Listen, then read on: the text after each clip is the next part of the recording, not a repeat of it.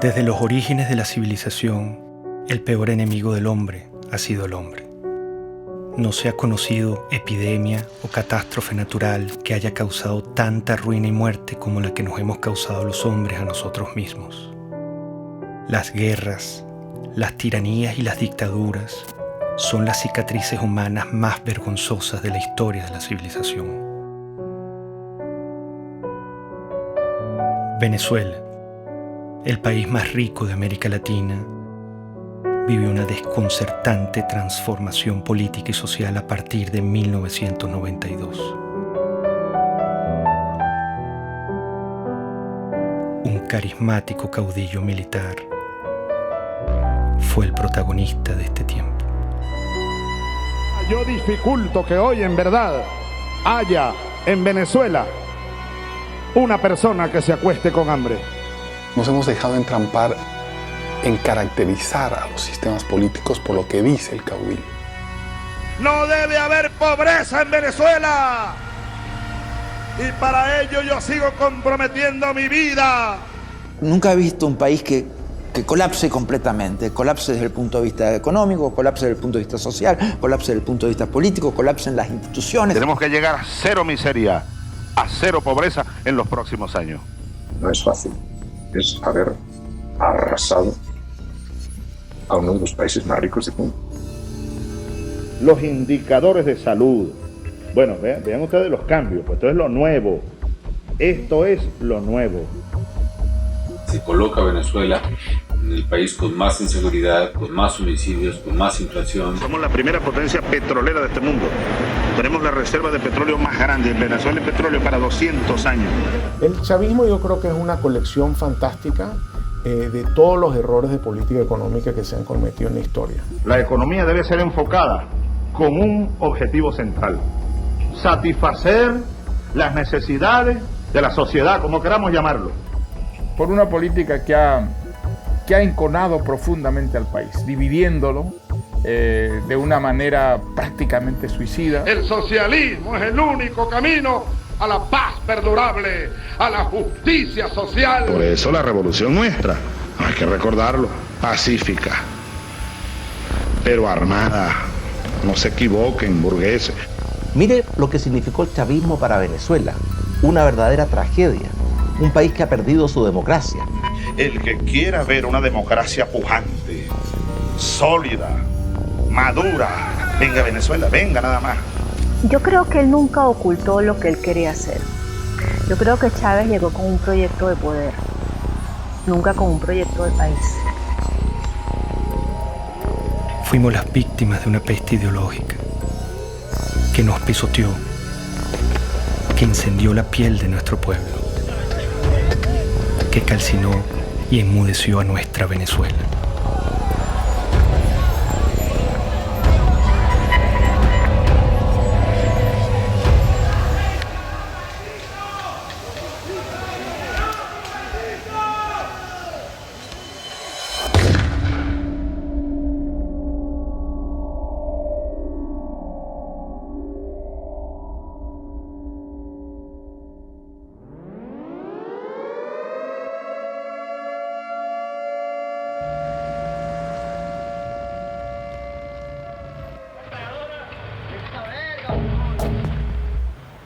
Al filo de la medianoche del 4 de febrero de 1992, Venezuela era sorprendida con un sangriento golpe de Estado. Un grupo de militares intentó asesinar al presidente Carlos Andrés Pérez para hacerse del poder. La ira militar latinoamericana se volvía a pronunciar. Compañeros, lamentablemente, por ahora, los objetivos que nos planteamos no fueron logrados en la ciudad capital. Es decir, nosotros acá en Caracas no logramos controlar el poder. Ese no fue su primer discurso. Su verdadero discurso lo había pronunciado horas antes con una refriega de balas y de tanques. Aquel militar había disparado su delirio de poder sobre la cabeza de Venezuela. Había herido de muerte a la democracia. Bueno, Chávez representó un retroceso para Venezuela. Seguramente la democracia venezolana era imperfecta y necesitaba muchas reformas. Creo que cuando termine esta pesadilla que vive Venezuela, habrá una comprensión cabal del desastre que significó el golpe de Estado. El golpe irrumpe por las ansias personales. Ellos argumentaron que había un problema social y que ellos venían a hacer justicia. Chávez, desde que entró a la Academia Militar, prácticamente planeó la insurgencia, desde que era teniente. Y siendo teniente coronel, que había planificado eso durante por lo menos 15 años, usó su cátedra en la Escuela Militar para preparar e infiltrar. Eso fue un plan armado durante muchísimos años. Yo lo conocí a las 5 de la mañana del 4 de febrero del 92, que ingresé al Palacio de Miraflores con el presidente Carlos Andrés Pérez y vi que todavía estaban limpiando la sangre en el piso de la entrada de la oficina del oficial que Chávez mandó a matar a Carlos Andrés Pérez. Atacaron con bazucas para tratar de matar a la esposa del presidente de Venezuela, a sus hijas y a sus nietos. Si él hubiera triunfado en el golpe, hubiera fusilado a Carlos Andrés Pérez y hubiera fusilado a su familia.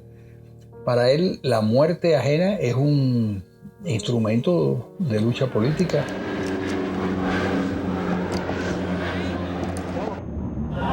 Este es un boletín extraordinario de El Observador.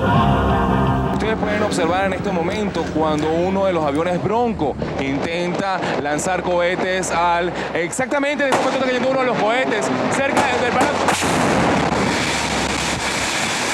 En estos momentos, señores, ustedes pueden observar cómo acaba de caer un cohete cerca del Palacio de Miraflores. Parece que una de las partes del Palacio de Miraflores sí sufrió bastantes daños, uno de los muros. Yo fui días después del 4 de febrero a Miraflores, vi todas las balas en todos lados. Y después me tocó ser ministro durante el 27 de noviembre, donde vi los asesinatos en el Canal 8, el set de crímenes que cometieron también ahí. Era el regreso del golpismo a Venezuela, era el regreso del militarismo, que tanto daño nos han hecho, tanto el golpismo como el militarismo. Hugo Chávez, como tantos otros tiranos, asaltaba la historia dando 2 golpes de Estado. Centenares de venezolanos asesinados, la mayoría de ellos con disparos en la cabeza, marcaban el principio de una era. Lo volaron. Rafael Caldera fue uno de los fundadores de la democracia en Venezuela.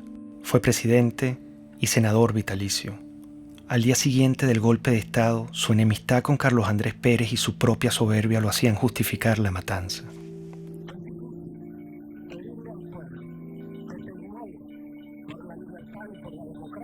Su ambición de poder le daría un rol protagónico en el ascenso de Hugo Chávez. Irresponsablemente llegó a decir: debo confesar que el 4 de febrero Chávez me causó una excelente impresión como se la causó a todo el mundo.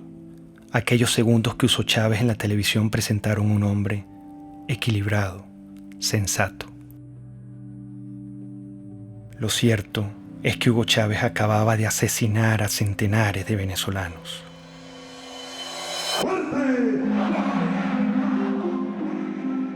Con la finalidad de conformar un movimiento político que logre conquistar la presidencia de la República, el comandante Hugo Chávez, uno de los líderes de la asonada militar del 4 de febrero del año 92, se incorporó hoy a la vida cívica luego de que el presidente Rafael Caldera le otorgó la libertad. Esta generación militar que tomó el camino del sacrificio, se forjó en el Fuerte Tiuna, en los cuarteles militares, va a demostrarle a los politiqueros venezolanos cómo se conduce un pueblo hacia el rescate de su verdadero destino. Le dieron un sobreseguimiento a los golpistas y ni un solo venezolano le levantó su voz. Eso es un indicador de que no sabíamos lo que era la democracia. Y las democracias se defienden con uñas y dientes. El movimiento bolivariano revolucionario 200 va a la calle, a la carga, a tomar el poder político en Venezuela.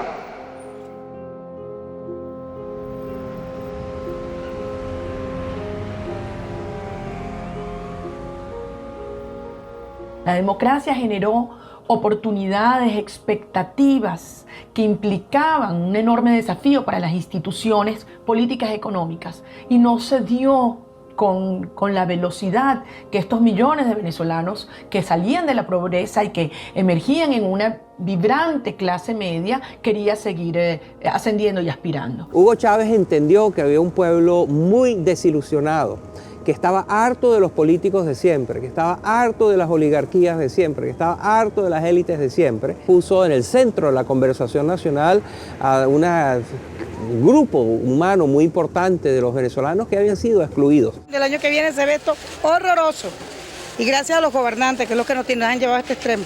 Bueno, yo creo que será más caro todo, porque imagínense cómo está la situación, todo será peor. Venezuela vivía en democracia. Una democracia imperfecta como en cualquier país, pero también con grandes avances en su infraestructura y en su cultura, incluso en el plano económico y político. El problema que sacudía a Venezuela era de otra índole. El problema era moral. Empieza la declinación de la corrupción, el centralismo, la incompetencia, las élites que miraban desde atrás y querían obviamente servirse del gobierno, pero no querían servir en el gobierno. En mi opinión, fueron los empresarios venezolanos, fueron los medios de comunicación venezolanos y fue la cúpula política venezolana la que trajo a Chávez. Había un hartazgo con la clase política, había un hartazgo con los partidos principales, había un hartazgo con la dirigencia. Bueno, yo creo que el año próximo va a ser un poco difícil, puesto que la perspectiva que nos está dando el gobierno es porque vamos a tener que apretarnos más el cinturón de lo que tenemos. Venezuela padeció momentos críticos de corrupción en el pasado. Quedó una tierra fértil para que llegara un Mesías. Chávez logró comunicarse directamente con el pueblo venezolano. Chávez es el hombre que realmente nos va a ayudar a llevar la democracia como tiene que ser. Que es el hombre que estamos esperando para que transforme nuestra patria. Las grandes causas que traen a Chávez son las mismas que en todos estos regímenes. Y es que la democracia, que siempre, en casi todos los casos, tiene una presencia previa. La República del Weimar presidía a Hitler, el presidencialismo italiano presidía a Mussolini. Sí, hay una presencia, una democracia previa. Esa democracia previa no lleva el liberalismo, el individualismo a todos los rincones del país. La clase política no había entendido que la democracia hay que alimentarla, hay que cultivarla, hay que cuidarla permanentemente. Comenzó a decaer. Esos 40 años de democracia fueron los primeros y los únicos 40 años en los que Venezuela estuvo gobernada por civiles. Un sistema democrático que logró una serie de avances de éxito para la población venezolana, pero en sus últimos años, yo diría en sus últimos 10, 15 años, empezó un debilitamiento. Y un debilitamiento que yo lo puedo identificar cuando empiezan los procesos de reelección presidencial. Eso castró el futuro y la modernización de la democracia al truncar las nuevas generaciones que pudieran ascender a dirigir las distintas organizaciones políticas. La gente se cansó. El chavismo llega, creo que por un desgaste de la clase política, sabiendo que en muchos de nuestros países lo que tuvimos durante muchos años fue el bipartidismo. Lo cual llevó a la gente en muchos países a buscar una solución distinta, un outsider, como decimos esto.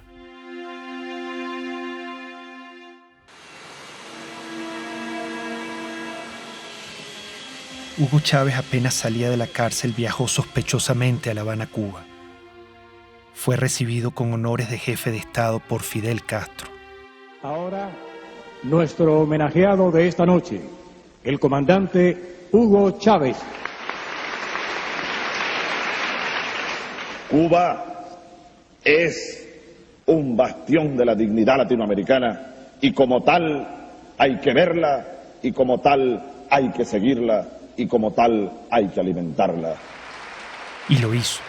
Prometió extender la mano al proyecto revolucionario de Castro y usar el petróleo de Venezuela como recurso político de expansión ideológica. Un proyecto estratégico de largo plazo, en el cual los cubanos tienen y tendrían mucho que aportar, mucho que discutir con nosotros. Es un proyecto de un horizonte de 20 a 40 años. Un inmenso abrazo bolivariano para todos ustedes.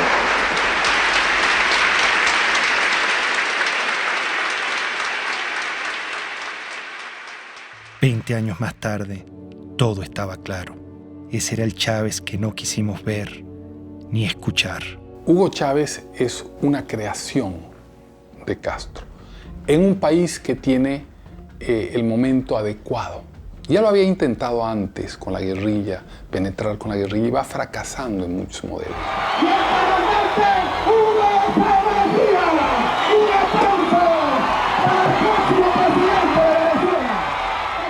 Llegó a Venezuela y se lanzó a la presidencia de la República.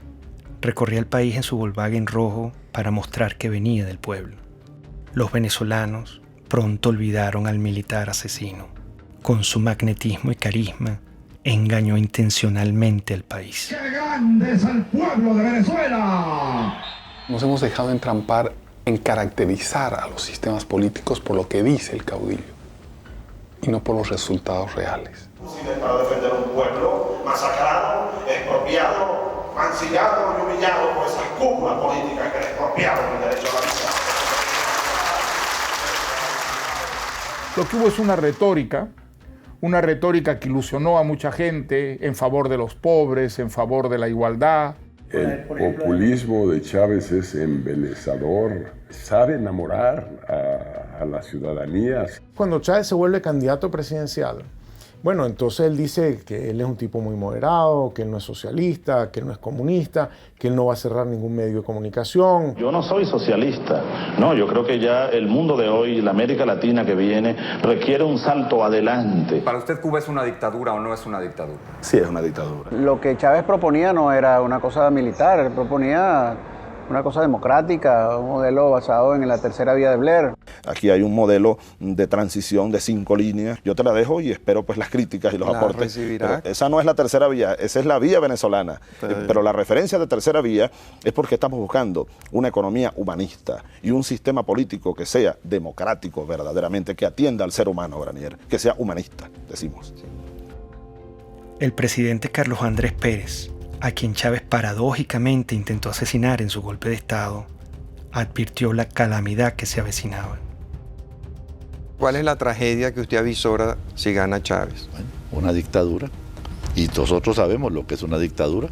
Aquí no hay ley, aquí no habrá derecho de expresión, aquí las cárceles se abrirán para quienes no estén de acuerdo con ese gobierno, no se le permitirá a nadie disentir, y todos los problemas que hoy vemos y que queremos acabar, los problemas de corrupción, los problemas del poder judicial, todos se harán más graves aún. Hugo Chávez Frías, 2.794.062 votos, 56.23%. Excelente porque es la recuperación de los valores, es la recuperación de la dignidad también de la patria, ¿no? Bueno, feliz, contento por el triunfo de nuestro comandante para que mejore nuestro país. Todo se ha consumado. Chávez. El militar traidor y asesino llegó al poder. ¿Cómo lo permitimos? Estábamos tan mal como sociedad. ¿Qué nos pasó?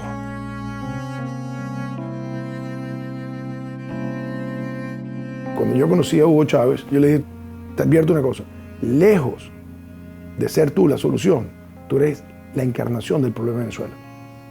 El hecho de que tú seas presidente es la demostración más clara de que este país fracasó. Yo no creía que pudiera tener éxito. Lo que oía del propósito, el propio juramento de la Constitución, me parecía de un adanismo esencialista muy peligroso.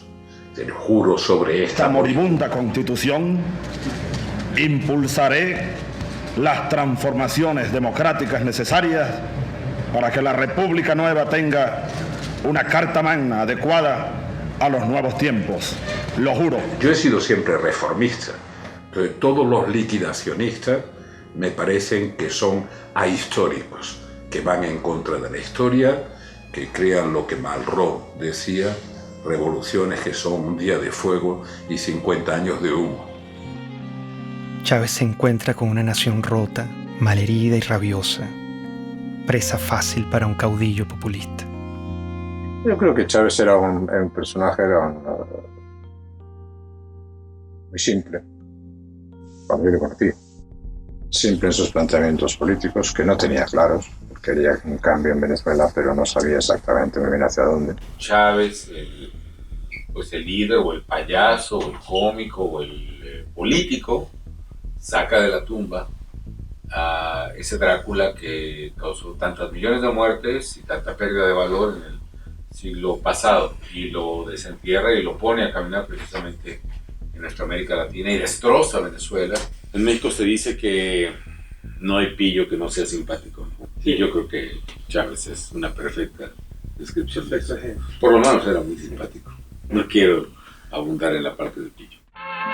Siempre lo que quiero y mi palabra es la ley.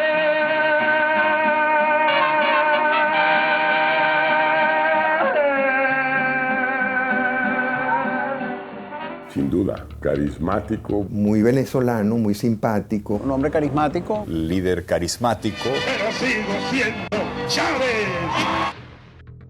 Es que los hombres carismáticos son muy peligrosos. Los hombres carismáticos han sido los grandes dictadores del mundo. La gente se conecta emocionalmente, no racionalmente, con ese personaje. Había en él atributos que ayudaron a hacer de él una figura populista muy lograda. Evidentemente había una capacidad oratoria o retórica, pero con un poder de seducción muy notable. Había en él también una lectura intuitiva, no creo que intelectual, pero sí intuitiva, de un amplio sector de la sociedad venezolana. Eso es muy importante en un caudillo. El idiota. Nosotros fuimos tan ingenuos, casi podría decir entre paréntesis tan idiotas, que pensamos que ya se había desaparecido ese personaje en los años 90. El idiota, con toda su mitología, con todo lo que... Resulta que el idiota reapareció enterito, exactamente con todos los dogmas. Somos pobres porque los países ricos nos explotan, porque nos pagan mal nuestras materias primas y se enriquecen. Somos pobres por la oligarquía, toda esa tontería. El capitalismo siembra odio. En el capitalismo impera el odio. Fue evidente de un inicio democrático a cómo se fue separando ideológicamente, cómo se fue convirtiendo en una propuesta que no es ni siquiera de sustento ideológico, sino populismo puro, afán de poder, de controlar, de tener, de dominar, de mandar.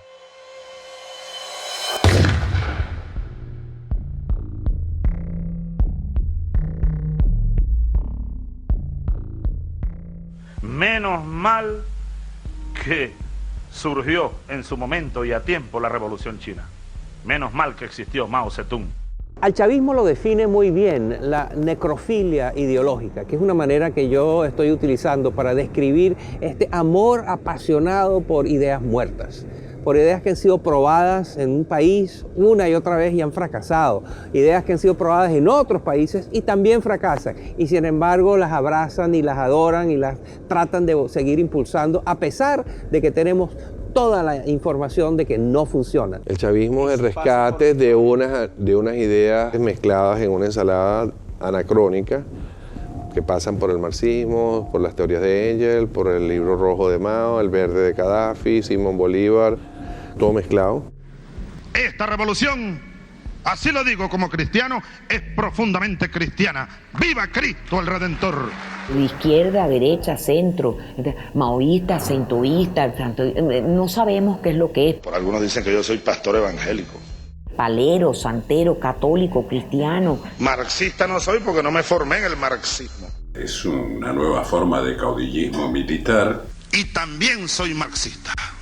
Es muy confuso en su formulación porque es capaz de mezclar una figura como la de Bolívar con un pensamiento de fondo aparentemente marxista. Es tremendamente confuso, es una nueva forma de populismo. El hombre desde siempre había sido un comunista.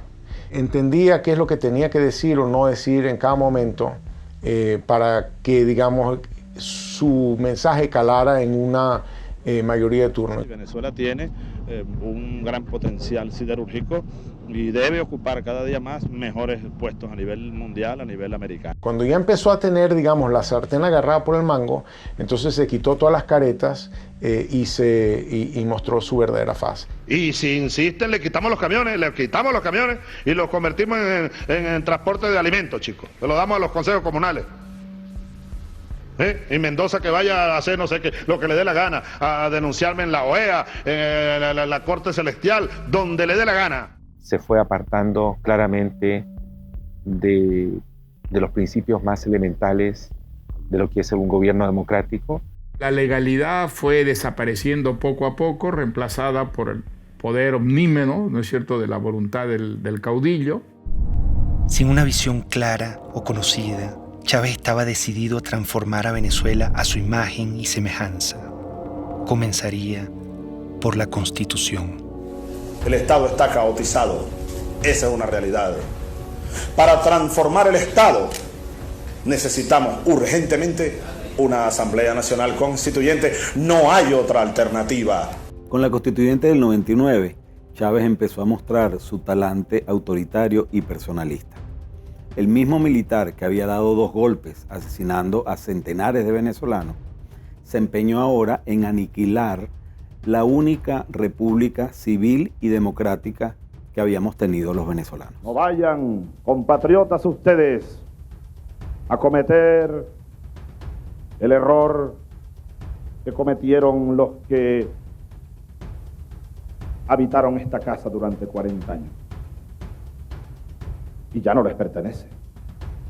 Eso hay que recordarlo. Esta casa, desde hoy, es la sede de la Asamblea Nacional Constituyente. Como un pésimo augurio de lo que iba a venir, el mismo día de la votación ocurrió la catástrofe natural que hoy recordamos como la tragedia de Vargas. Si la naturaleza se opone, lucharemos contra ella y la haremos que nos obedezca.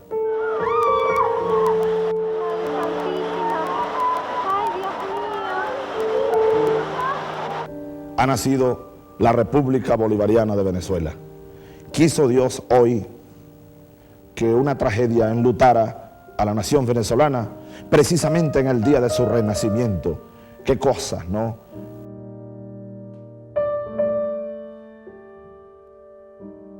El drama que se vive en el estado Vargas es definitivamente inarrable. No se conoce las personas que perdieron la vida en esta implacable tragedia natural. El drama no finalizaba. Chávez rechazó la ayuda humanitaria ofrecida por los Estados Unidos y profundizó el horror y la tragedia.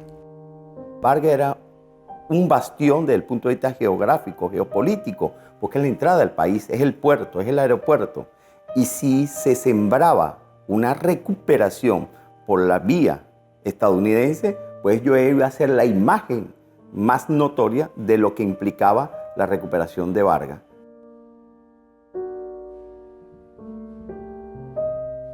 Realmente Fidel Castro influyó totalmente en las decisiones que tomó Chávez con respecto al deslave. Chávez no podía concebir en ningún caso nada que contradijera lo que ya se encaminaba del proyecto con Fidel. Con la tragedia de Vargas, Chávez mostró su desprecio por el venezolano y su único interés, el poder. Renombraría a Venezuela, reescribiría la historia, cambiaría la hora y la forma del escudo nacional y le impondría una nueva estrella a la bandera. Todo era una nube ideológica. Su mentor lo guiaba. Castro es la persona determinante en la revolución de Chávez. Castro vio que Chávez le daba al castrismo y a Cuba la gran oportunidad soñada. Es decir, lo que no logró el castrismo mandando a Che Guevara a invadir y a conquistar militarmente Venezuela, la idea histórica que siempre ha tenido el castrismo de que Venezuela debía ser un territorio dominado por el castrismo, en todo caso como fuente de suministro de petróleo, y fundamentalmente como punto de expansión para sus políticas en América, se halló Chávez. Un líder joven lleno de vida, al quien le quedan por delante grandes tareas que realizar, hasta la victoria siempre. Y ahí Fidel lo agarra, lo seduce y le vende la idea del socialismo y de lo que él había aprendido de los soviéticos, que era la construcción de un Estado autoritario, totalitario, basado en las premisas de la Unión Soviética. ¡Viva el comunismo! ¡Здравствует коммунизм! ¡Patria o muerte! ¡Родина или смерть! ¡Мы победим!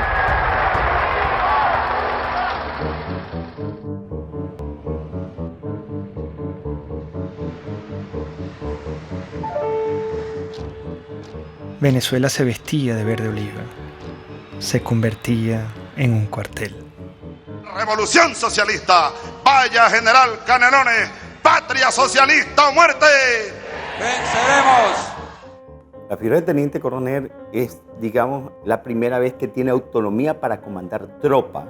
Por eso se le dice el comandante. Es netamente de una misión de tropa, de dirigir tropa, de ordenar a la tropa y de llevar a la batalla militar a la tropa. Los movimientos totalitarios de izquierda se meten en tu cuarto.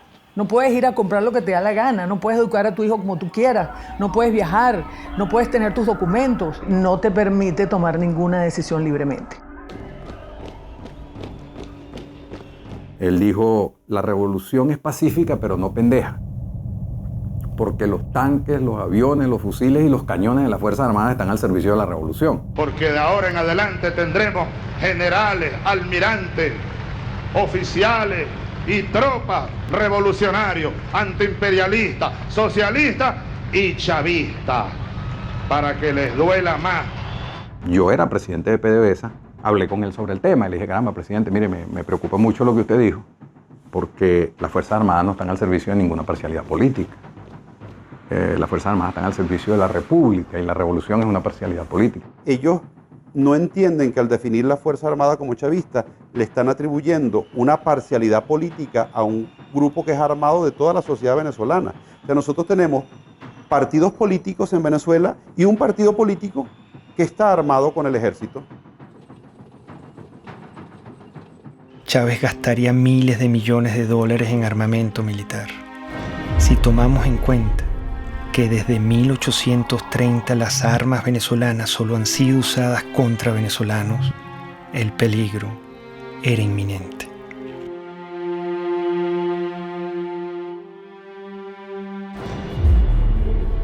El precio del petróleo, cerca de $100 el barril.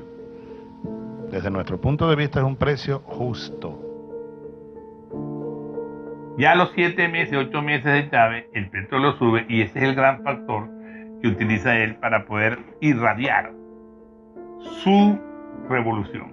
Un barril de petróleo que pasa de $8 a $150 y que permitió entonces comprar todas las complicidades dentro y fuera del país. Estos irresponsables, porque fueron unas personas sin ningún control, empezaron a utilizar ese dinero para adquirir poder político internacional y poder político nacional, lograron una combinación en la cual de una u otra manera tenían al pueblo contento. Con la subida de los precios del petróleo, la primera institución comprada o más bien secuestrada sería el sistema electoral, acción encubierta y determinante para consolidar su poder. Nosotros, todos los rectores del Consejo Nacional Electoral, estamos constitucionalmente en la obligación de defender a la institución. La primera jugada maestra fue en el sistema electoral. Pusieron al frente del Consejo Electoral a Jorge Rodríguez, un psiquiatra experto en manipulación de masas y en manipulación de la verdad. A partir de entonces, nunca más en Venezuela hubo una elección libre y transparente como se conoce en las democracias del mundo entero. Un gobierno que llegó al poder también por las urnas, con elecciones, y luego también siguió celebrando algunas elecciones, se hizo reelegir, pero donde evidentemente existía un control y una concentración de poder muy fuerte. Chávez y el chavismo y todo el poder cubano ya desde el principio empiezan a construir el fraude. Consejo Nacional Electoral de Venezuela niega la posibilidad de realizar un reconteo de votos. La presidenta del organismo, Tibisay Lucena, anunció que escrutar las papeletas sería regresar al sistema electoral manual del pasado. Primero reclamamos que Tibisay Lucena vaya presa porque hizo fraude. El fraude fue genial. La forma como lo armaron fue genial. Y la razón por la que era imposible detectar era porque el fraude no fue hecho generalizado, sino puntual. Cada mesa tenía una forma de hacer el fraude en esa mesa. Uno no puede esperar nada de un régimen que lo controla todo y poner tus esperanzas en lo electoral.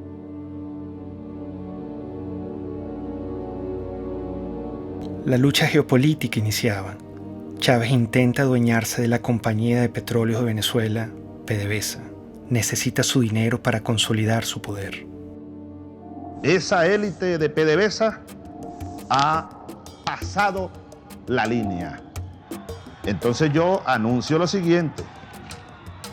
Anuncio la destitución, despido de las siguientes personas. El 11 y 12 de abril del año 2002 fue consecuencia de su intento de radicalización al mandar 50 leyes que nadie había discutido, al confrontar la autonomía de Petróleos de Venezuela, al radicalizar su posición con respecto a lo que era un equilibrio político en el cual, digamos, la gente pensaba que habían ciertas normas de convivencia. Yo no tengo problema de rasparlos a toditos si a toditos hubiera que rasparlo. Ante el autoritarismo chavista, la gente no se quedó tranquila. El 11 de abril, Chávez había pretendido tomar control arbitrariamente de PDVSA para concretar su proyecto hegemónico latinoamericano. Frente a esto, millones de venezolanos salieron a las calles a protestar como nunca antes se había visto en la historia de Venezuela. Que prosigamos pacíficamente nuestra marcha a solicitar la renuncia del presidente de la República. El canal 2 se llama, como todos sabemos, Radio Caracas Televisión. El canal 4 se llama Venevisión. Y el canal 10 se llama Televen. Esos tres canales están en este momento fuera del aire. ¿Hasta cuándo? No sé.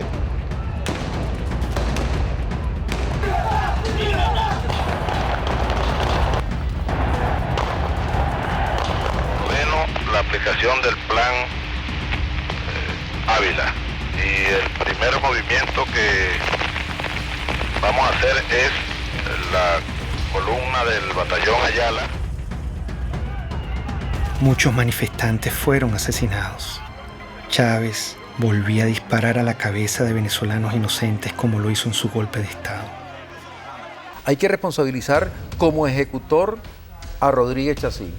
Hay que, como autor intelectual y jefe de esa banda de delincuentes, al propio Chávez, al propio presidente de la República. Esto es una acción contra el sentimiento más noble del venezolano. ¿Usted pudiera decir que la acción de los francotiradores estaba bajo conocimiento del presidente? Absolutamente seguro que estaba bajo conocimiento, que fue ordenada. Estamos frente a un asesino, con toda la extensión de la palabra. Una persona enferma, un paranoico, enfermo de poder, que cree estar poseído de una tarea histórica, destruyendo y matando venezolanos.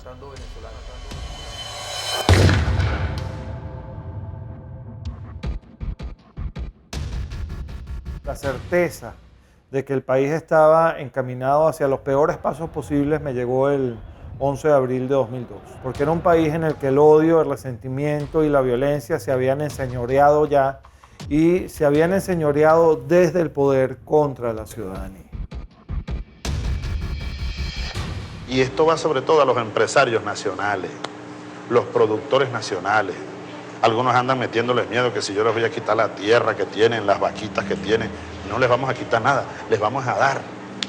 En Venezuela murió el productor agropecuario Franklin Brito, quien se encontraba en huelga de hambre por defender sus tierras en el estado de Bolívar. En todo momento el Estado venezolano utilizó todo el poder del gobierno para torturar a mi papá, para mantenerlo preso en un hospital militar. Mi papá ya iba a cumplir 9 meses en un hospital militar contra su voluntad.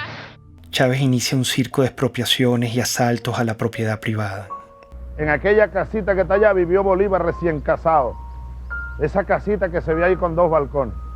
Y ahí lo que están en unos negocios, exprópiese. Él expropia y no produce y además quiebra a los que están produciendo. Si tratan de parar la producción, les expropio todas las plantas de procesamiento de arroz.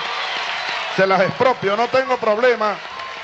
No crean que les voy a pagar con dinero contante e insonante.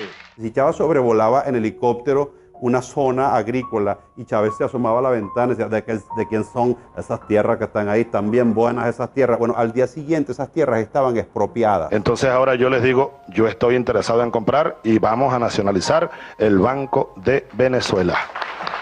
Empieza a hacerse el estado de la banca, de seguros, de industrias, sobre todo industrias de alimentos.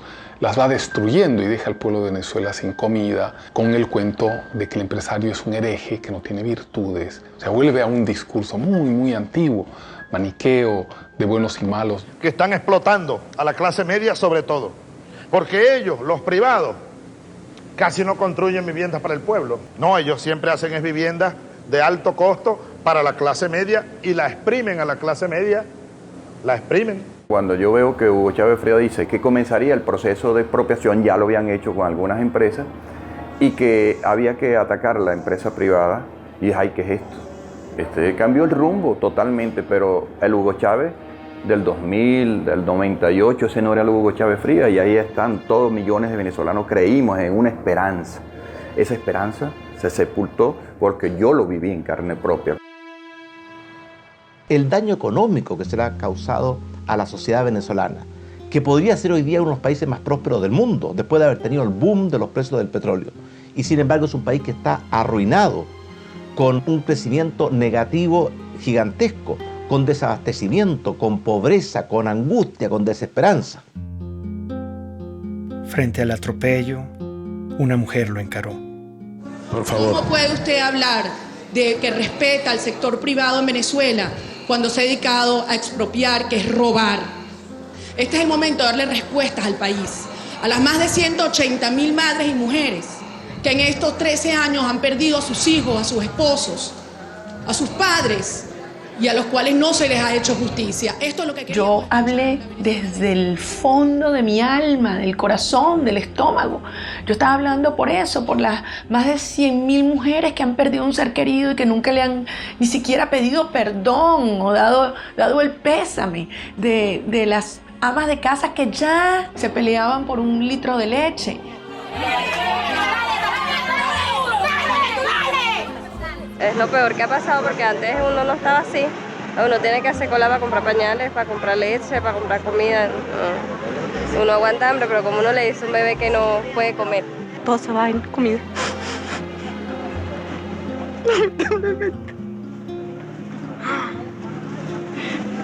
Estamos pasando trabajo.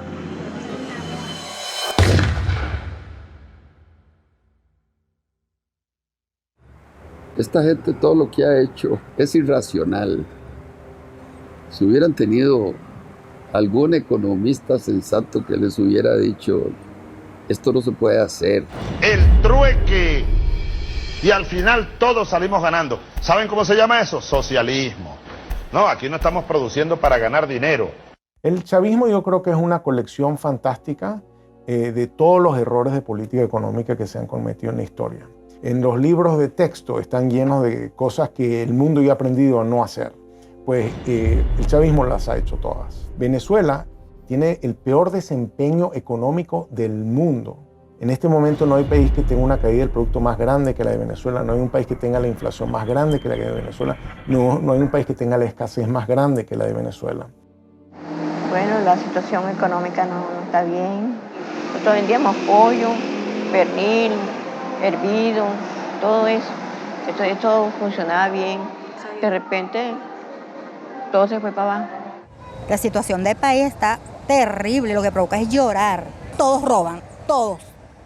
Todo es una corrupción total. El chavismo es un fenómeno político difícil de explicar a quien no ha estado en Venezuela y a quien no lo ha vivido.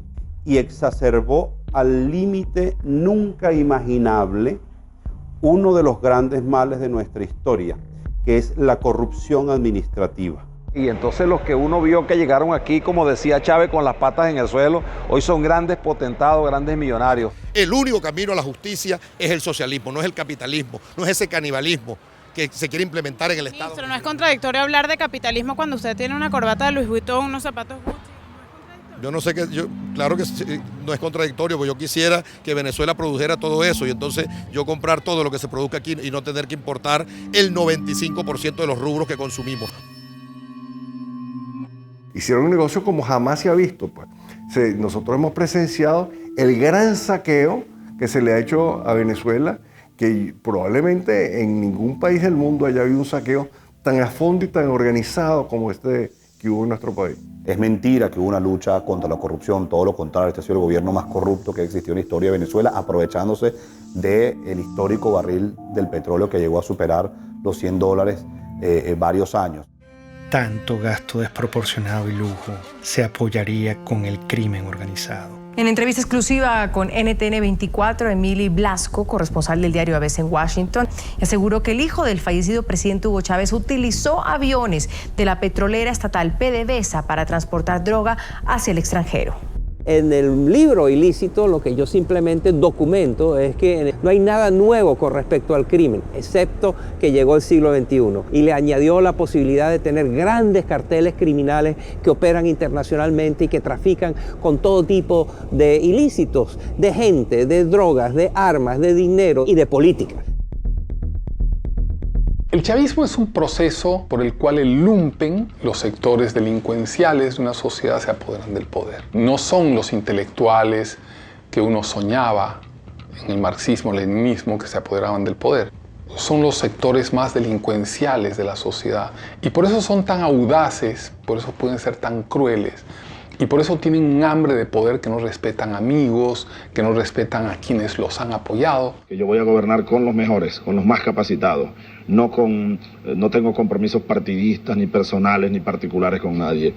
Chávez lo que hizo fue, para preservar el poder, crear varias bandas de pandillas. Y estas pandillas tienen distintos jefes. Y eso explica la estratificación, eso explica por qué Venezuela se convirtió en un narcoestado. Como Venezuela se convirtió en un sistema cleptocrático. Cuando la gente me dice este es un estado fallido, yo digo es un narcoestado criminal fallido. El ministro de Interior, Justicia y Paz, Miguel Rodríguez Torres, indicó que las maletas contenían 1,3 toneladas de droga, una de las incautaciones más grandes que se han hecho en Francia. De acuerdo con Rodríguez, un total de 22 venezolanos han sido detenidos, de ellos 8 son militares. Este régimen que con las dos manos, la izquierda y la derecha, robaba, destruía, también tenía geopolíticamente dos manos. La mano petrolera, la mano negra, la mano fuerte, y la mano blanca de la cocaína que venía de Colombia y se redistribuía de Venezuela. Conforme va debilitándose la mano negra, la mano petrolera, pues hay más necesidad de la mano blanca. En México se discute y se debate si al Chapo Guzmán lo extraditan a Estados Unidos. En Venezuela el Chapo Guzmán sería ministro. A través de este medio de comunicación, Lindsay Salazar, quien es uno de los hombres importantes de la seguridad que tuvo Diosdado Cabello, denunció que el presidente de la Asamblea Venezolana sería el líder del Cartel de los Soles, una banda de narcotráfico internacional que tendría entre sus miembros a varios militares venezolanos. Diosdado Cabello es oriundo también del estado donde yo nací también. Era un muchacho muy humilde del pueblo del Furreal, pero la ambición desmedida de este señor se convirtió a tal magnitud que con el Pollo Carvajal, general narcotraficante vinculado al Cartel del Sol, que hacía lo que le ordenaba a Diosdado Cabello, impulsaron y protegieron el narcotráfico en Venezuela. Es una cosa terrible lo que voy a decir, pero esto ha funcionado más como una banda delincuencial que como un sistema político. Por eso es tan difícil explicárselo a la gente de fuera. Venezuela se convirtió en un narcoestado. Jueces, ministros, diputados, incluso la familia presidencial era acusada y encarcelada por ello. Los índices de criminalidad se desataron. El peor problema que hoy tenemos en Venezuela, incluso con la escasez y la inflación que hay, yo estoy convencido que es la inseguridad. Es la inseguridad que es la consecuencia del 98% de impunidad. Una impunidad que protege a las bandas organizadas, una impunidad que protege a aquellos que tienen granadas, que tienen fusiles, que andan en vehículos blindados. Estamos presos y con temor. Tenemos mucha inseguridad, muchos malandros en la calle que nos callan. Y esto no puede seguir así. Que en el mes de marzo, en esos 30 días, en la morgue de Caracas, haya habido ingresos de muertos por violencia que se equipararían a las muertes por violencia de un año de la España de 46 millones de habitantes, es aterrador. Y el ritmo sigue aumentando. El peor legado de Hugo Chávez son los cientos de miles de muertos que han hecho no solamente que familias enteras se enluten, sino que millones de personas dejen Venezuela. La gran parte de la inmigración venezolana no es una inmigración económica como la que empezamos a ver ahora. La gran parte de la inmigración venezolana es una inmigración presa del pánico de vivir en una sociedad absolutamente enfrentada y donde se mata por odio. Ante la absoluta impunidad, el pueblo tomó aterradoramente la justicia con sus manos.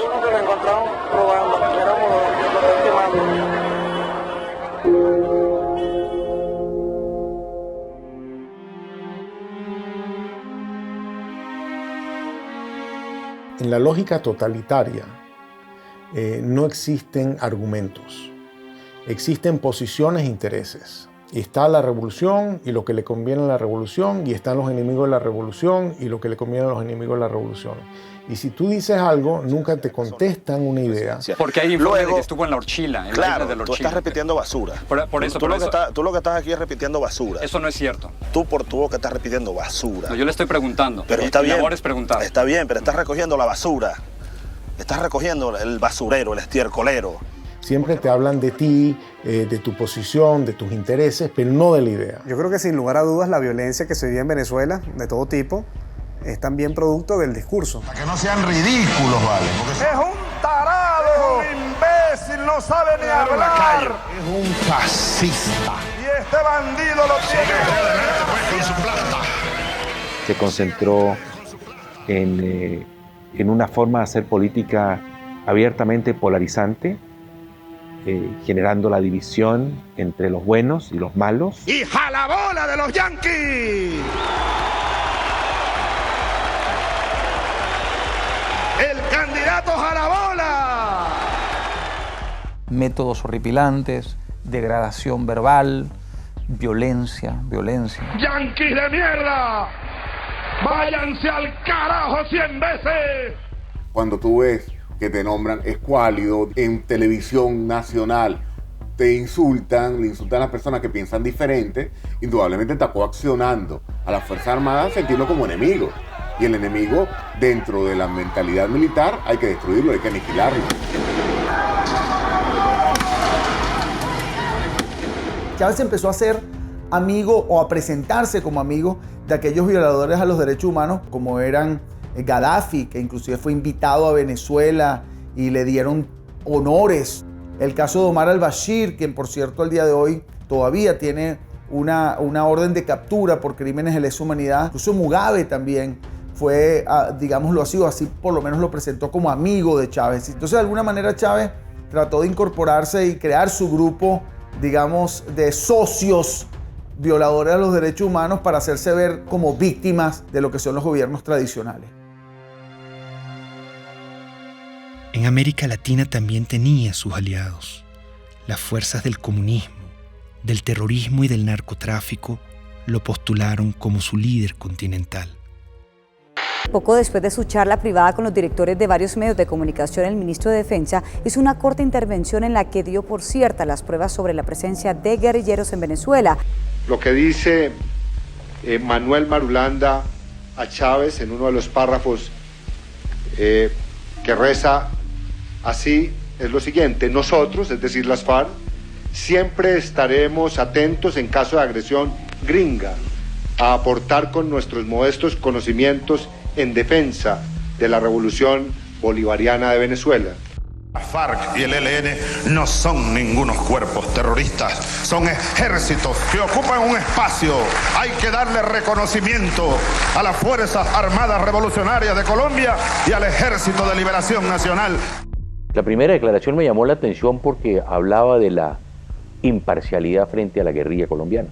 Y yo le llamé la atención, le dije, presidente Chávez, usted está llegando a un país en que hay democracia, hay instituciones, por lo tanto usted como presidente de una hermana república como de Venezuela no puede hablar de imparcialidad.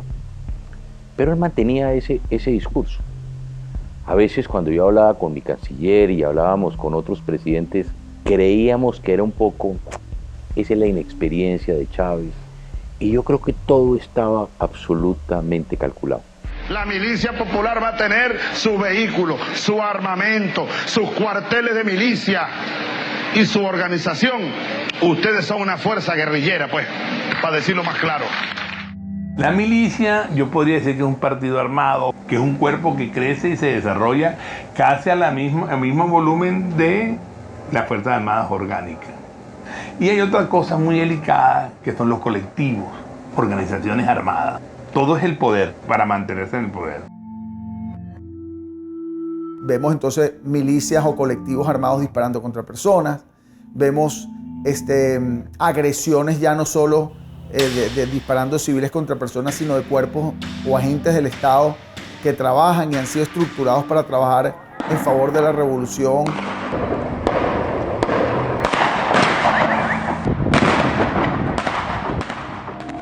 Se dispuso controlar hasta la última conciencia. No quería críticas. La libertad de expresión también debía ser pisoteada. Hay un señor por ahí, de esos representantes de la oligarquía, que quería ser presidente de la oligarquía. Y que luego esos gobiernos adecocopellanos le dieron concesiones para tener un canal de televisión. Estoy viendo la televisión, una cadena más, y me llama la atención el tono en el que está hablando delante de militares. Y ahí es donde él hace el anuncio de que él va a cerrar a Radio Caracas. No habrá nueva concesión para Radio Caracas Televisión. Se acaba la concesión.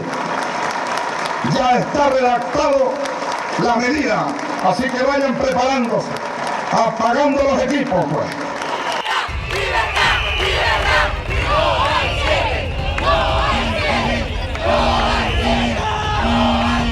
La idea no es el cierre de los canales de comunicación, es más apertura, la fuerza de las ideas y el apoyo a la democracia del pluralismo. Pero no nos van a cerrar la conciencia y nos van a cerrar el corazón. El presidente Hugo Chávez ratificó que este domingo a medianoche sacará del aire a la cadena Radio Caracas Televisión, una medida criticada internacionalmente como un acto de censura. La única forma en que la concesión no termine es que el domingo 27 a medianoche Hugo Chávez no sea presidente de Venezuela. En el fondo era querer controlar los medios de comunicación, que eso fue lo que lo llevó a diseñar esta cosa de la hegemonía comunicacional y ir cerrando la libertad de expresión hasta que queda un pequeño espacio. Yo una vez leí que los jóvenes hacen política desde la indignación, ¿no? Yo creo que lo que nos motivó en el 2007 fue la indignación.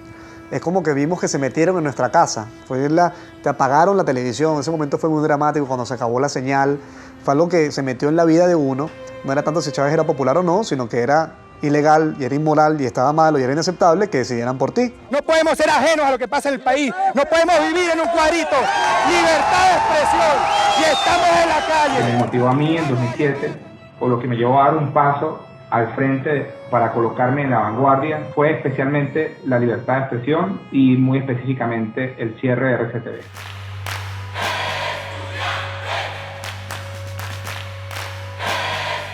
El movimiento estudiantil del año 2007 es el hecho social más importante de los últimos 50 años. Esto es un movimiento que surge en defensa de la libertad, de la dignidad, de los derechos humanos. Y lo que ellos están diciéndole al país y a Chávez, en cierta forma, es: no, señor, tú eres mi pasado. No me gusta este presente y voy a pelear por un mejor futuro. Soñamos con un país donde podamos ser tomados en cuenta sin tener que estar uniformados. Eso fue un punto de quiebre, porque los estudiantes salimos de las aulas a la calle. Estar en la calle si fuera necesario, pero el pueblo tiene que salir, pero el pueblo tiene que acompañarnos, pero la gente en esos barrios de Caracas, oprimida, pobres y sin posibilidades, tienen que salir a pelear por su futuro. Somos unos jóvenes que apenas con 21, 22, 20 años de edad salimos con nuestras manos blancas de manera creativa, irreverente, con mucho espíritu desafiante en las calles, pero siempre de manera no violenta. Y le demostramos al mundo, y hoy lo podemos ver en perspectiva, que la reserva más importante que tiene Venezuela era la reserva moral de los estudiantes. Ese movimiento estudiantil logró generar pasión, esperanza, energía, fe en la gente que sí se podía. Pese al surgimiento del movimiento estudiantil, Chávez siguió su proyecto hegemónico. Decidió transformar la Constitución para poder eternizarse en el poder y convertir a Venezuela en un comunismo a la cubana. Hugo Chávez en el año 2007 lanzó una reforma constitucional que no planteaba sino la destrucción del Estado liberal venezolano. Aceptamos el reto electoral, organizar a millones de venezolanos, defender esos votos y ganar. La única forma que ese día, que la noche del 2 de diciembre, no estuviéramos dispuestos a respetar, a hacer respetar la voluntad popular, era que nos mataran. Por eso el gobierno se echó para atrás y no se robó la elección del 2007. La opción del no, 4.504.354 con un 50.70%.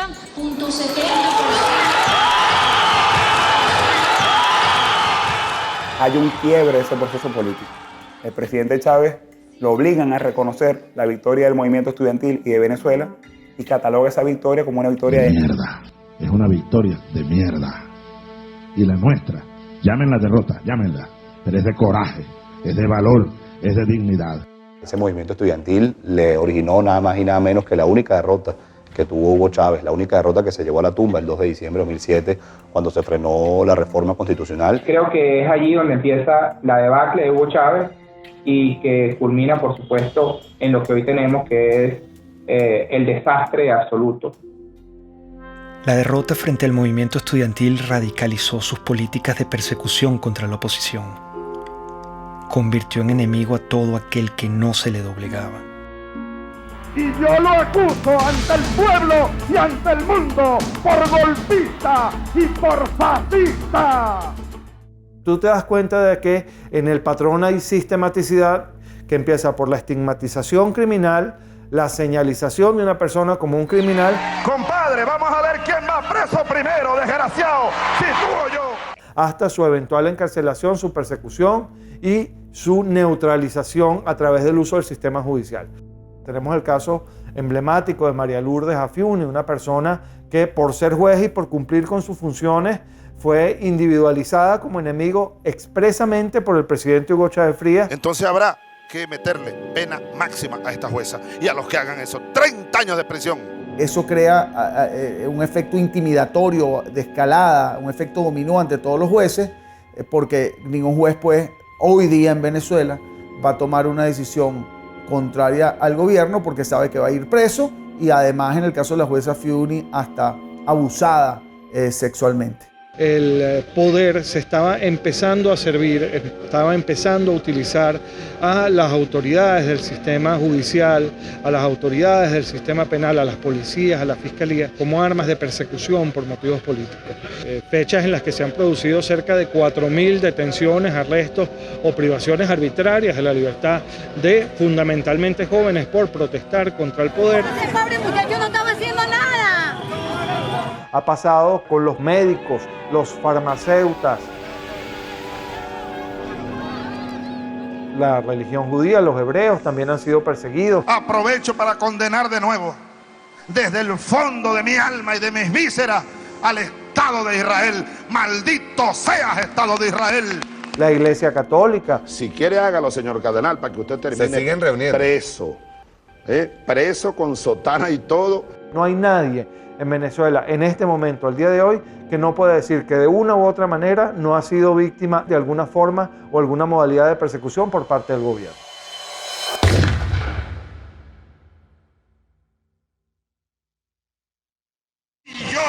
acuso de contrarrevolucionario y hay que barrerlo del mapa político venezolano.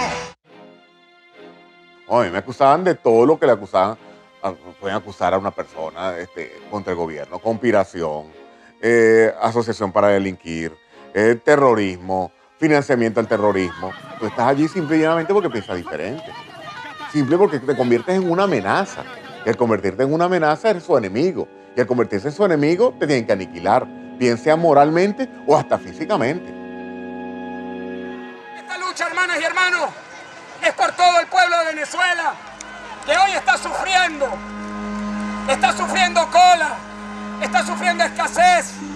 Los jóvenes no tienen empleo, no tienen futuro por un modelo equivocado. Leopoldo es un servidor público que ama lo que hace, que es servir a la gente. Hoy está encerrado precisamente por eso, porque es bueno. Este gobierno lo que ha hecho es perseguir y dividir a los buenos. Persiguen lo que funciona, dañan lo que funciona, lo que es el verdadero venezolano. Primera autoridad civil es Antonio Ledesma en Caracas y se presenten 120 y tantos hombres que el modo como se llevan a Antonio Ledesma es para hacer una película. El ejercicio del terror como mecanismo de poder. ¿Por qué está Leopoldo López preso? ¿Por qué está preso Antonio Ledesma? ¿Por qué? Porque el mensaje que transmite la revolución es muy claro. El líder político que ordene una movilización de calle, no importa lo que sea, va preso. Que la comunidad internacional se pronuncia diciendo que eso es inconstitucional, que viola los derechos humanos. Está bien, ¿cuál es el problema? Esa es parte de la receta de Fidel. Si te tienes que quedar aislado, te quedas aislado. ¿Cuál es el problema? Doy la orden de una vez, señor ministro de Defensa, ministro de Interior y los jefes de la policía. Me le echan gas del bueno y me lo meten preso.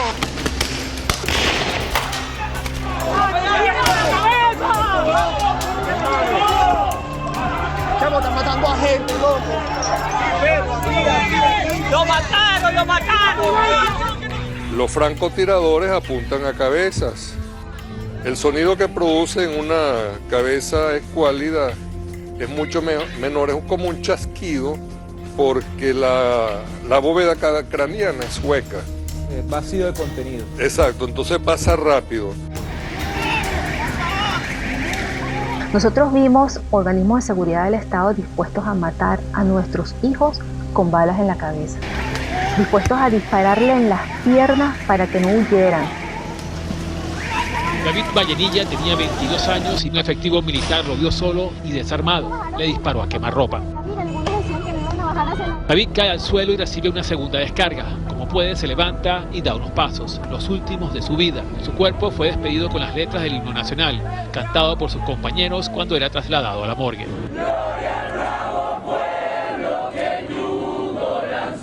Es la segunda muerte de un manifestante que es asesinado por militares delante de cámaras de televisión en menos de una semana.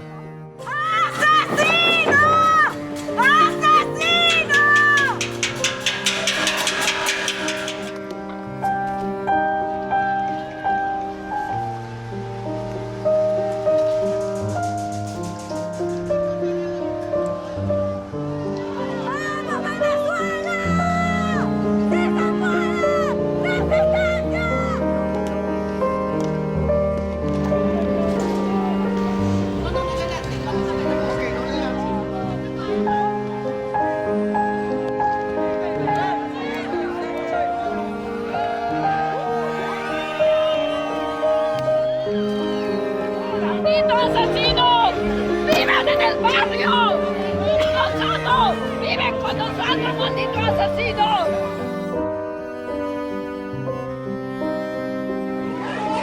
Un campo de batalla. Así lució la sede del Palacio Federal Legislativo tras el asalto de grupos... En la conmemoración de nuestra independencia, intentaron asesinarnos.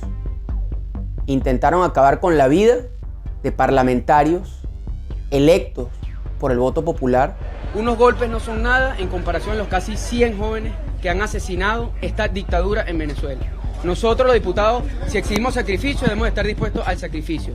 Sí, los golpes nos duelen, pero no es más allá del dolor que sentimos cada vez que vemos que se nos deshace el país.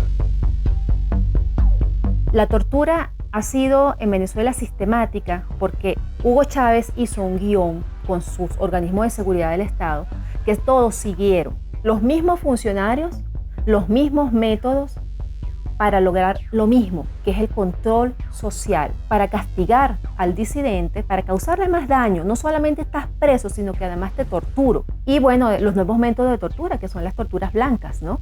Que se implementan en la llamada tumba.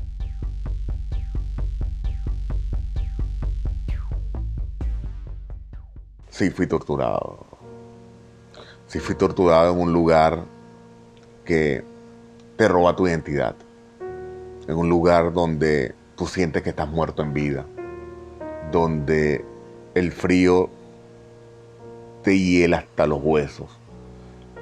Donde tú ves una pared blanca 24 horas al día. Donde la luz está encendida y no te permite dormir correctamente. Donde el silencio impera. Donde te sientes sin esperanza. Donde la comida te llega fría, que tienes que comer con las manos. Donde tus gritos nadie lo escucha. Donde tu dolor nadie lo siente. Es estar enterrado vivo, Gustavo.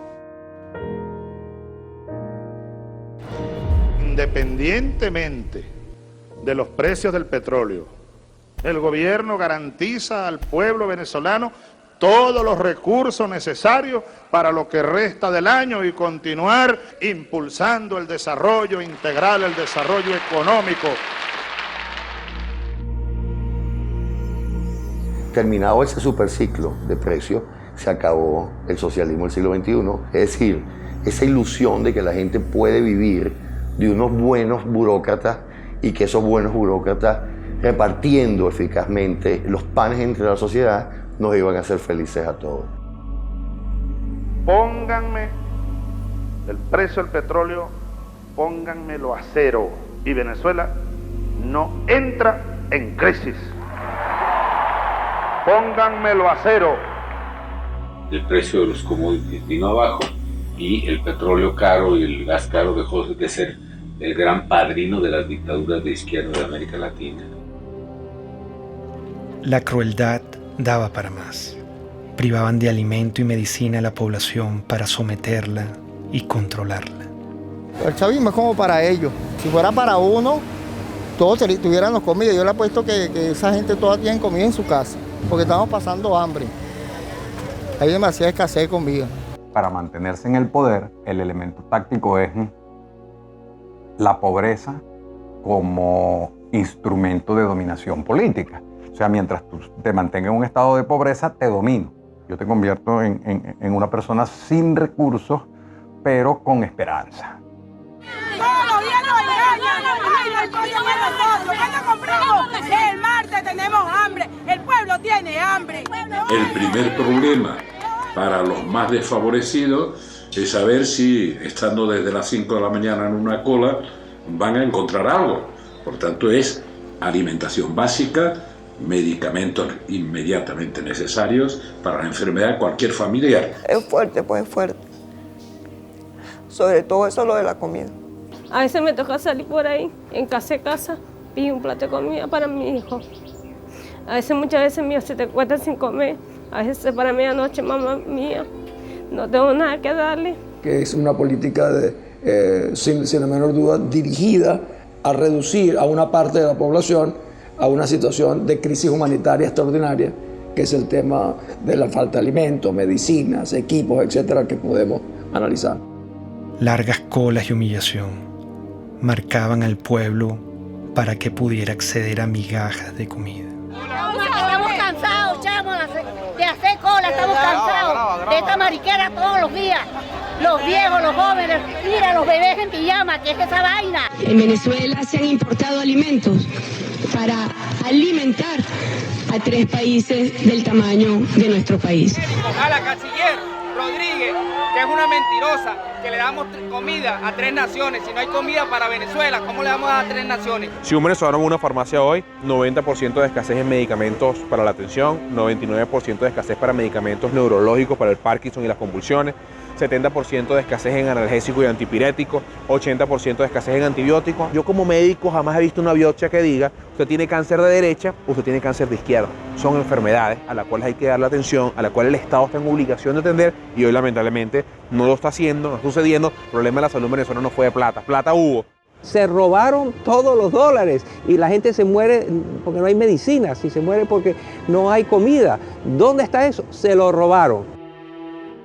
Es la impotencia de ver cómo la gente a mi alrededor se está muriendo por hambre, por falta de medicina, por oxígeno en un hospital. 18 años que un régimen, porque esto no lo puedo llamar yo gobierno, destrozó el país. Se olvidó del pueblo y se olvidó que ese pueblo los puso en el poder y se olvidó que ese pueblo tiene necesidades.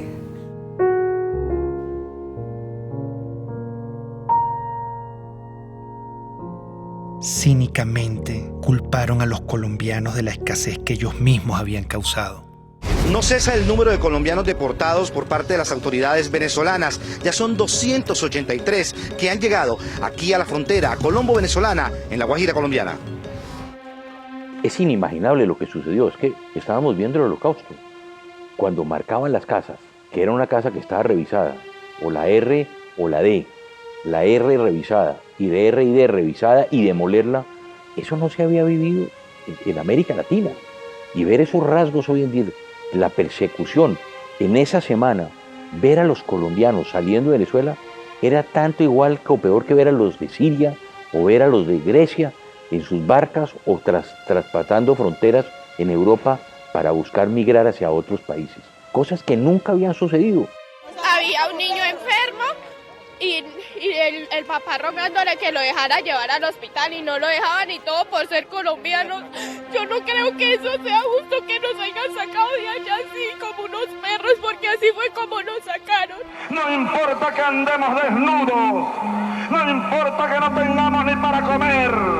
Aquí se trata de salvar la revolución.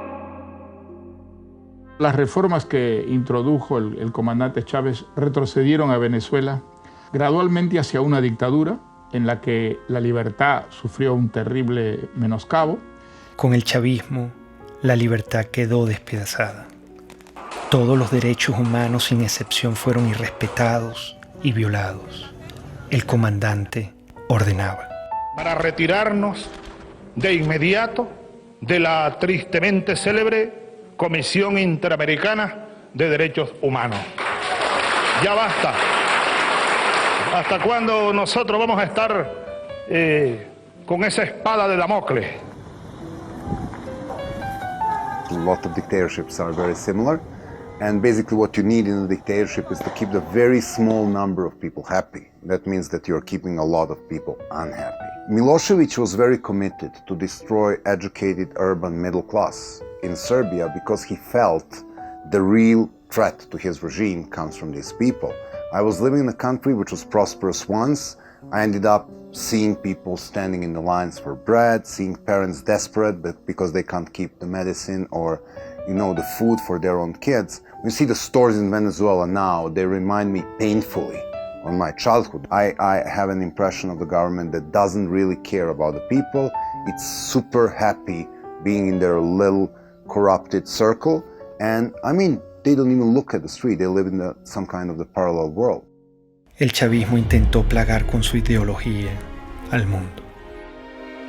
Una bacteria ideológica se inoculó en Latinoamérica y poco a poco fue creciendo hasta que se desarrolló en una peste. Es la peste del siglo XXI.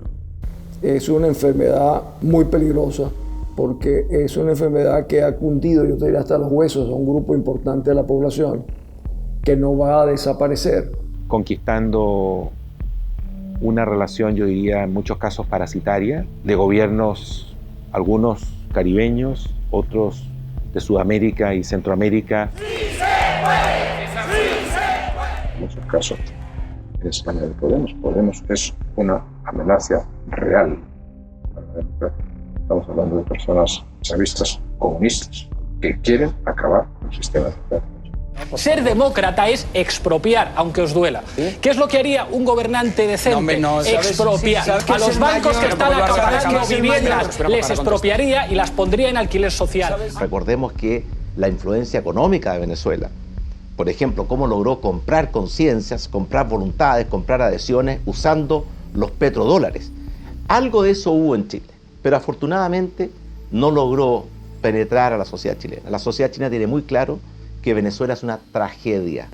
El que es chavista, no es que es like, o la mitad sí, la mitad no. Si eres chavista, chico, eres chavista, ¿vale? Si estás con Chávez, estás con Chávez. Si no estás contra Chávez. El chavismo se ve a sí mismo como la consagración de la salvación de Venezuela, como la segunda independencia. El chavismo se percibe así. Tiempo llegó y es para siempre. Chávez ya no soy yo. Chávez es un pueblo. Chávez somos millones. Tú también eres Chávez, mujer venezolana. Tú también eres Chávez, joven venezolano. Tú también eres Chávez, niño venezolano. Tú también eres Chávez, soldado venezolano. El caudillo es igual al partido, es igual al país, es igual a la historia, es igual al futuro. Entonces, él constituye las instituciones, la historia, la moral. Y en ese proceso de concentrar todo, es un tipo que no da ningún beneficio al país. La pregunta es cómo es posible que un país tan rico como Venezuela haya caído en la situación que ha caído como consecuencia del chavismo.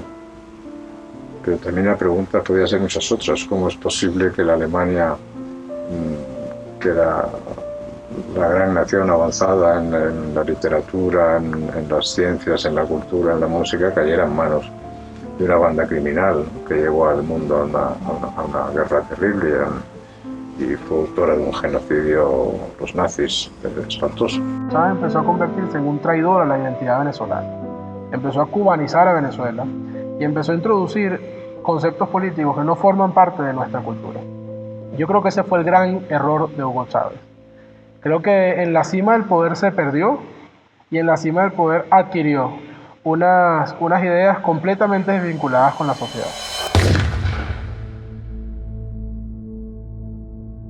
Comenzó, por tanto, y de inmediato, otra serie de estudios especiales que confirmaron la existencia de un tumor abscesado con presencia de células cancerígenas. Hugo Chávez pidió al pueblo venezolano respaldar al actual vicepresidente Nicolás Maduro en caso de una ausencia total que lleve a la nación a convocar unas nuevas elecciones presidenciales. El mandatario aseguró que Maduro es el hombre que puede continuar con el llamado socialismo del siglo XXI. Si algo ocurriera, repito, que me inhabilitara de alguna manera, mi opinión firme, plena como la luna llena, irrevocable, absoluta, total, ustedes elijan a Nicolás Maduro como presidente de la República Bolivariana de Venezuela. Yo se los pido desde mi corazón. Nicolás Maduro. Su único atributo conocido fue que era su guardaespaldas, su chofer, su compañero más cercano e íntimo. Maduro, ¿quién es? Es un don nadie, no hay la pasión por Venezuela, solo tiene una encomienda del moribundo que le dijo: no me le aflojes a la revolución bolivariana. Me visitan las mariposas. Debe ser que me reconocen como un mariposón. Multiplicarnos, así como Cristo multiplicó los peces. Portugal y Venezuela, estamos en el mismo continente. Se ve que la influencia de los cubanos fue determinante. Maduro es el hombre formado por los cubanos, Maduro es el hombre cercano a los cubanos, y convencieron a Chávez, o Chávez se convenció de que ese era el sucesor y por eso lo nombraron. No pudieron nombrar a otro más competente, nombraron a alguien no tan competente por su cercanía con los cubanos. Recibimos la información más dura y trágica que podamos transmitir a nuestro pueblo. A las 4:25 de la tarde de hoy, 5 de marzo, ha fallecido el comandante presidente Hugo Chávez Frías.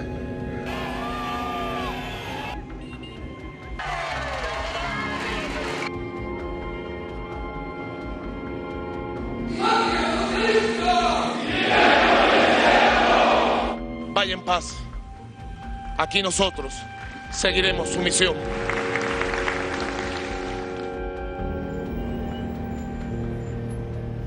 ¿Qué legado dejó? Lo que dejó fue el país destrozado. Eso fue lo único que dejó él. Corrupción, hambre, violencia, división entre familias. Ese es el legado de ese señor. Esta es una de las 7 plagas que cayó en Venezuela. Lo peor que ha existido en este mundo. Lo peor, esa es la desgracia más grande que tiene Venezuela. Haber llegado a ese hombre, estamos peor porque hay más muertos todos los días, más delincuencia, más escasez. O sea, estamos peor que un país en guerra. Nunca he visto un país que colapse completamente, que se desmembre la familia venezolana. 2 millones de venezolanos se han ido del país en los últimos 3 años, 4.000 a 5.000 cruzan por día la frontera de Colombia en solución de continuidad permanente. Entonces, esa es la situación que vive hoy el país, no tiene nada que ver con la situación que vivía cuando Chávez asume el poder. Su gran legado es demostrar que ni éramos tan fuertes, ni éramos tan demócratas, ni éramos tan hermanos, ni éramos tan guerreros, ni éramos tan sólidos, ni éramos tan echados para adelante. Que era fácil darle un empujón a eso, tirarlo todo por la borda y montarse sobre la gente. Nadie se puede imaginar que un país que no esté en guerra esté viviendo lo que está viviendo Venezuela. Ha destruido el sentimiento de pertenencia de los venezolanos como una unidad, como una ciudadanía compartida. ¡Estamos pasando hambre! ¿Puedes creer que esto sea justo, vale? El país cambió, la gente cambió, las miradas cambiaron. Ya tú en Venezuela no ves sonrisas, no ves alegría, ves indignación, ves frustración, ves miedo. Y eso lo vimos todos los días. Nos dañaron profundamente. Mire lo que significó el chavismo para Venezuela, una verdadera tragedia. Un país que ha perdido su democracia, donde no se respetan los derechos humanos, donde se persigue a los adversarios como si fueran delincuentes. Estamos en un país ahorita muy necesitado. Tenemos que comer comida de la basura. La situación que estamos viviendo ahorita es fea, ¿no? En el nombre de los pobres, de la justicia y de la paz, se ha cometido el crimen más grande en la historia de nuestro país. El crimen de lesa humanidad es un ataque masivo o sistemático a la población civil cometido por una organización, que puede ser estatal o no estatal, de acuerdo a un plan. La existencia de presos políticos, la tortura a esos presos políticos, la detención como instrumento político, la generación de violencia como instrumento político, la muerte de manifestantes u opositores. En todos los años del chavismo fueron 2.000 personas que fueron asesinadas, lo cual implica una utilización del asesinato como mecanismo de sujeción y de represión para sostener el aparato político bajo control. El artífice, el creador de la criatura, se llama Hugo Chávez Frías. Matar a una persona en Venezuela se llama homicidio, pero matar a todo un pueblo de hambre se llama chavismo.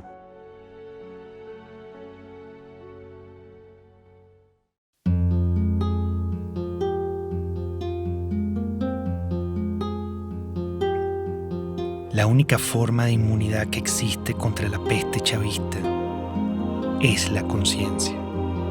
Mientras nuestro aliento sea capaz de empañar una lámina de vidrio, tendremos fuerzas suficientes para luchar por la libertad.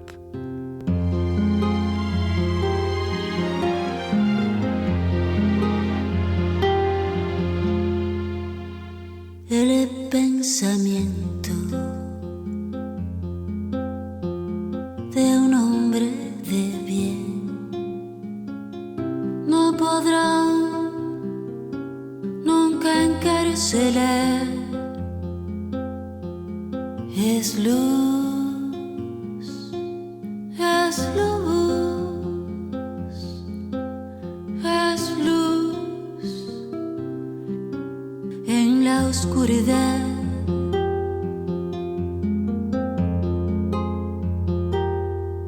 Dijo el poeta. supe ser que el destino es la libertad. Bala en el pecho, balas por detrás,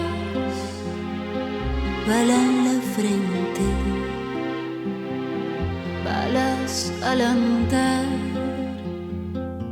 pero nuestro destino es la libertad, la libertad.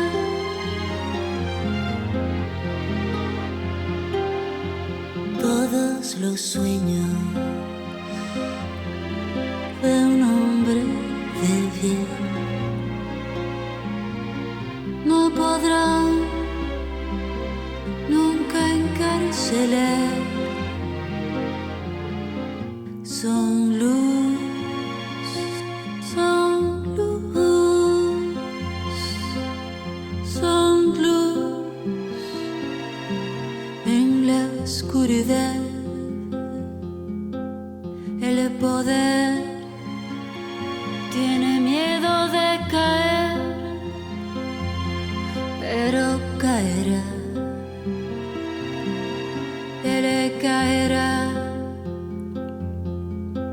El poder tiene miedo de caer, pero caerá. Ahí caerá. Nuestro destino es la libertad, la libertad. Luz, haz luz, haz luz en la oscuridad. Nuestro destino es la libertad, la